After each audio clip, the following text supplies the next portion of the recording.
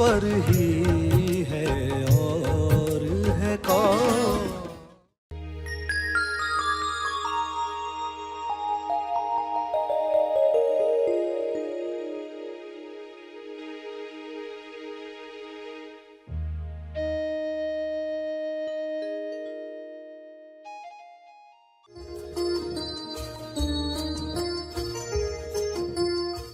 संगत ध्यान करो, श्रवण करो और फिर उच्च चेतना से एक कदम क्या हम उठा सकते हैं वह कार्य शुरू कर दो तो सफलता मिल सकती है। सभी को शुभेच्छा।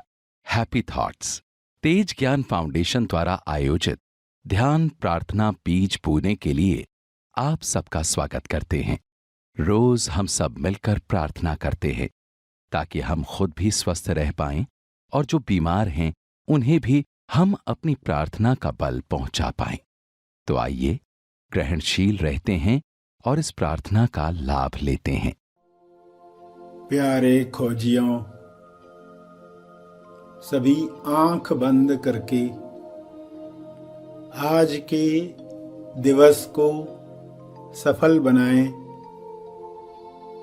ध्यान करें, प्रार्थना करें, सच्चा उपवास रखें। उपवास्तु, उपवास में वास कर तू। उपवास्तु में निवास करने के लिए इंद्रियों का भी उपवास करना चाहिए। कर्म के फल से मुक्त होकर कर्म करना चाहिए। 100% फल ईश्वर को समर्पित करने चाहिए।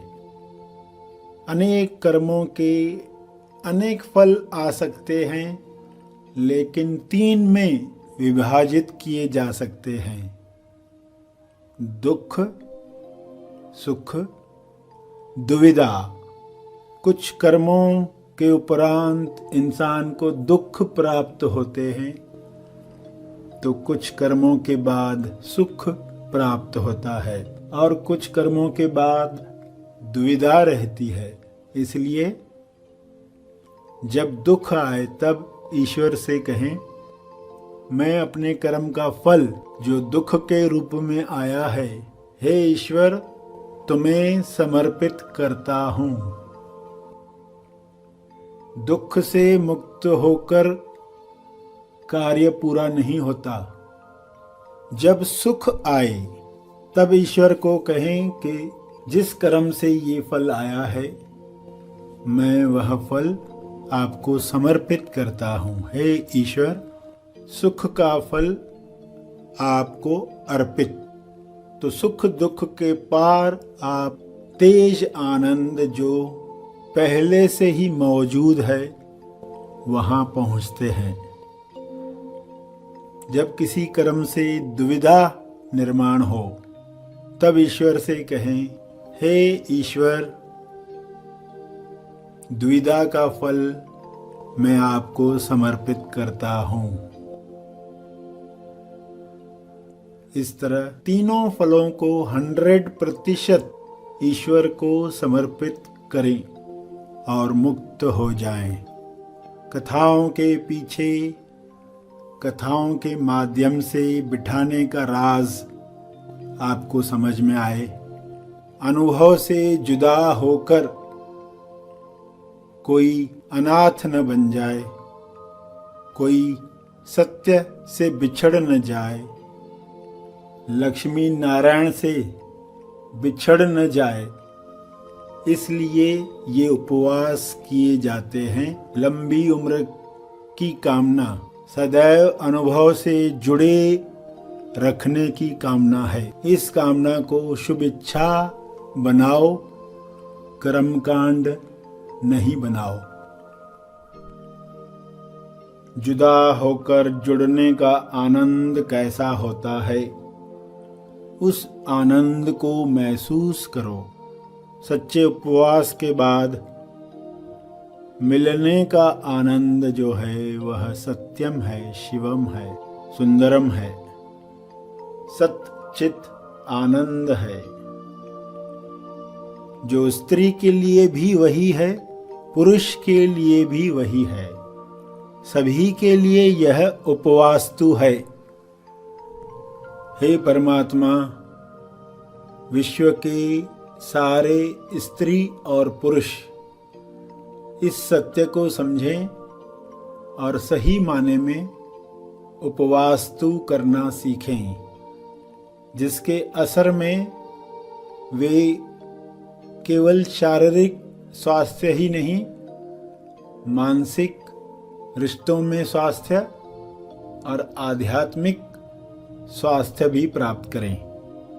उपवास्तु के द्वारा जागृति पाकर समस्या को देखेंगे तो सौभाग्य आपके साथ रहेगा। जो भी कथा सुने उसे अमर कथा बनाएं। जो हमारे अंदर अमर है, जो हर जीव में अमर है, उसके लिए व्रत किया जाता है। हर व्रत के पीछे एक ही सच्चाई तक पहुंचना है। इसमें आने वाली बाधा तोलुमन है, वह समाप्त हो, अनुभव जुदा न हो, ताकि सभी को सच्चित आनंद मिले। सूरज के आगे काले बादल आने की वजह से जो भ्रम तैयार होता है, उस भ्रम को दूर किया जाए। भ्रम को दूर करने की दवा मिले, भ्रम को समाप्त करने की प्रार्थना मिले, उच्च कोटि का ज्ञान मिले।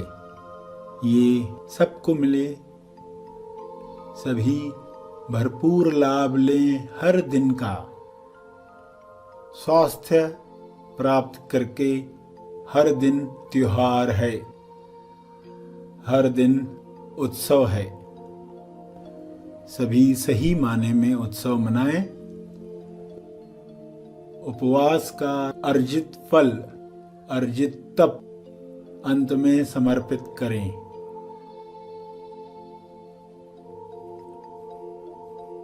सभी आंखें खोलें। आइए सब ग्रहणशील होते हैं एक चेतना संदेश सुनने के लिए। कहानी आत्म साक्षात्कार की, जो मनानी चाहिए केवल स्त्रियों को नहीं, यह पुरुष और स्त्री दोनों के लिए है। जो लोग ये कर पाते हैं वे ही इस त्योहार को समझ पाएंगे, वरना तो ये एक कर्मकांड मात्र रह गया है कि स्त्रियों ने ये सब करना है। तो जब वे ये कर रहे हैं, उनको एक क्षण भी विचार नहीं आता है कि ये संग ध्यान का समय है, क्यों किसी ने बताया ही नहीं है। उनको लगता है सज धज कर जाना है, तो अब जो पति है उसकी आयु लंबी हो गई, इस खुशी से वापस लौटते हैं। क्योंकि एक डर जो इंसान के अंदर है, जिसका अर्थ वो समझ नहीं पाया कभी। वह चाहती है कि मैं किसी भी जन्म में विधवा न बनूं, और विधवा न बनने का अर्थ ही नहीं मालूम किसको विधवा कहा जाए। अगर हस्बैंड वाइफ दोनों कर रहे हैं तो समझ में आएगा कि ये हम किसी और के लिए नहीं कर रहे हैं, हमारे अंदर ही जो सत्य है उससे जुदा नहीं होना है। तो इतना गहरा अर्थ था, मगर केवल स्त्रियों तक ही सीमित रह गया। जिसका कारण क्या है? शुरुआत सही होती है, मगर बाद में चूंकि स्त्रियां वाहन है, बेटर वाहन है किसी चीज को आगे की जनरेशन में पहुंचाने के लिए। जैसे बच्चे के लिए वह वाहन बनती है संसार में आने के लिए, तो वो बेटर वाहन है, जरिया है। इसलिए धीरे धीरे जो पुरुष है उस बात से कट जाता है। पुरुष के ऊपर क्यों रिस्पॉन्सिबिलिटी नहीं रखी गई? क्योंकि वो बाहर के वर्ल्ड में है, नेक्स्ट जनरेशन के लिए क्या काम करना है उसको विचार ही नहीं आएगा। क्योंकि ये बातें जीवित रखी जाएं, क्योंकि ये कहानी है आत्म साक्षात्कार की। ऐसी चीजें भूली न जाएं कभी भी, इसका आयोजन किया गया कि दोनों पति पत्नी दोनों, उनको कोई तो रिमाइंडर मिलना चाहिए, साल में एक बार भी रिमाइंडर मिलेगा। और उस व्रत की महिमा कितनी प्रसिद्ध हो गई, व्रत में कुछ बातों को तीव्रता मिलती है। पेट खाली है, प्यास लगी है, निर्जल व्रत रखते हैं तो वो प्यास निमित्त बनती है याद दिलाने के लिए कि एक पल भी इंसान भूले नहीं कि वो किस बात के लिए तैयारी कर रहा है। आज अगर कोई यह व्रत रख रहा है और कहानी सुनना चाहेगा तो उसको असली अर्थ से कहानी सुननी चाहिए। तो असली अर्थ क्या था, किसकी आयु जो अमर है, अमर होते हुए भी ऐसे उपस्थित है जैसे कि है नहीं, उसको जागृत करने के लिए। बाहर का कर्मकांड तो याद दिलाने के लिए, फेथ रिलीज करने के लिए, तो वे काम करेंगे सत्य को वापस लाने के। तो शरीर जो है वो कैसे काम करे, इंसान न्यूज़पेपर पढ़ता है, टीवी देखता है और क्या विचार आता है कि संसार ऐसा है, लोग ऐसे हैं, सब बिगड़ रहा है, शिकायतें उठ रही है, यानी ये सब जो चल रहा है उसमें क्या हो रहा है, सत्य दूर जा रहा है, ये इंसान को पता नहीं है। अदृश्य में सब हो रहा है, हम ऐसा क्या कर रहे हैं सुबह से लेकर रात तक जिससे वो दूर हो रहा है। हम किस मान्यता में हैं, उपवास रखा यानी साधना ही चल रही है, उपवास का पर्पस ही है वही साधना चलती रहे, मनन चलता रहे। वरना व्रत की कल्पना, खुद को तकलीफ देंगे तो वर मिल जाएगा, हर जन्म में यही वर मिले, तो कितना ऊपर ऊपर का अर्थ ही रह गया, यही पति मिले, पति से भी तो पूछ लो। तो वर का अर्थ क्या नहीं समझा, यानी अपना अनुभव जो है हमेशा रहे, कोई भी शरीर में वह रहे, जुदा न हो, विधवा नहीं बने, यानी अनुभव जुदा न हो। और अनुभव जुदा हो चुका है और जुदा होने के पीछे भी आनंद प्राप्त करने का इंटेंशन है, उसके पीछे कोई दुख देने वाला पर्पस नहीं है। पर्पस है आनंद को फ्री किया जाए, आनंद को फिर से लाया जाए, सच्चित आनंद मिले। सत्य और चित्त खाली दोनों है तो भी काम पूरा नहीं होता।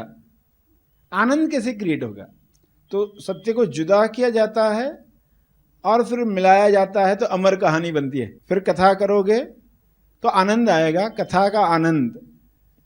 और वरना सिर्फ कहानी सुनी होती है आपने कि ये आनंद लिया और आगे की जनरेशन भी आनंद लें, इसलिए स्त्री को वाहन बनाकर, क्योंकि वह ये सब फॉलो करेगी, लोग देखेंगे तो सवाल पूछेंगे, लड़कियां अपनी माँ से सवाल पूछेंगी ये आप क्या कर रहे हैं, क्यों कर रहे हैं। तो एक संभावना है आगे की जनरेशन में भी लोग उसको याद कर पाए। तो समय के साथ जो धुंधला हो रहा है ये धुंधला होना बंद हो जाएगा। कथा भी हो गई, पूजा भी हो गई, इतना सब आयोजन, इतना सब बताने के पीछे पर्पस आपको समझ में आ रहा है। संग ध्यान करो, श्रवण करो और फिर उच्च चेतना से एक कदम क्या हम उठा सकते हैं वह कार्य शुरू कर दो तो सफलता मिल सकती है। ईश्वर बना इंसान, उसको कहा गया अवतार। भक्त बना भगवान, उसको कहा गया आत्म साक्षात्कार। तो ये आत्म साक्षात्कार की कहानी है। और कैसे हर दिन जो जो मान्यताएं आप पाल रहे हो वो सत्यवान को दूर ले जा रही हैं। समस्याएं जो दिख रही है वो हम कहाँ से देख रहे हैं, वो खुद को याद दिलाना आवश्यक है। तो जागृत होने का महत्व समझ में आएगा। और सूरज के आगे काले बादल आपको दुख नहीं देंगे। नकारात्मक विचार आ गए तो वे आपको दुख नहीं देंगे। ये बादल आए हैं तो याद दिला रहे हैं आप कौन हो, और ये बादल आपके आनंद के लिए आए हैं, ये आनंद देने वाले हैं। तो उपवास ने रंग लाया, मगर लोग खाली उपवास कर रहे हैं और वह भी जल्दी जल्दी पूजा खत्म करके खाना खा लेना है। तो लोग ये करते जा रहे हैं, मगर आप जान रहे हैं अब एक तो स्त्री या अमेस्वाय का महत्व समझ में आया कि वो वाहन बन सकती है। तो फिर यह खूबसूरती क्या बन गई, रुकावट बन गई। लोगों को लगा ये स्त्रियों के लिए त्यौहार है, पुरुषों को लगा ये हमारे लिए है ही नहीं। तो ये बड़ी मान्यता जो सामने आई उसको दूर करके आप कार्य करेंगे। तो सभी मनन करेंगे 2 मिनट और मनन करते जाएं। आज जो कुछ सुना, उसमें से क्या शिफ्टिंग मिली है, उससे क्या आनंद क्रिएट हो रहा है, सच्चित आनंद।